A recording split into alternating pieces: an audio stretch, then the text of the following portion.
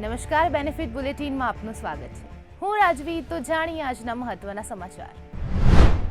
શેરબજાર intraday green ઝોનમાં બંધ. સેન્સેક્સ 329 પોઈન્ટ્સ વધી 82,500 પર બંધ, જ્યારે નિફ્ટી 50 104 પોઈન્ટ્સ વધી 25,285 પર બંધ થયો. બીએસસી મિડ કેપ અને સ્મોલ કેપમાં પણ વધારો નોંધાયો.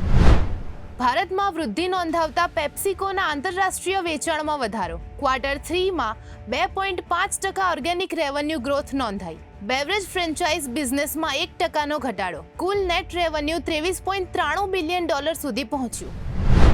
ભારતી ટેલિકોમનું ₹15,000 કરોડનું મેગા બોન્ડ ઇશ્યુ. આવતા અઠવાડિયે ખુલશે વર્ષનું સૌથી મોટું ઇશ્યુ. 7.35% અને 7.45% કૂપન રેટ સાથે ફંડ રેઝ કરવાની યોજના. 2024માં ₹11,150 કરોડનું ઇશ્યુ કરાયું હતું.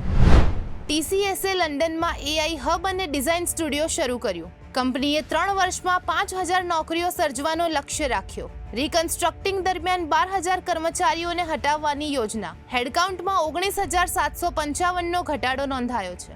તો આવા જ મહત્વના સમાચારો જાણવા માટે જોડાયેલા રહો બેનિફિટ ન્યૂઝ સાથે.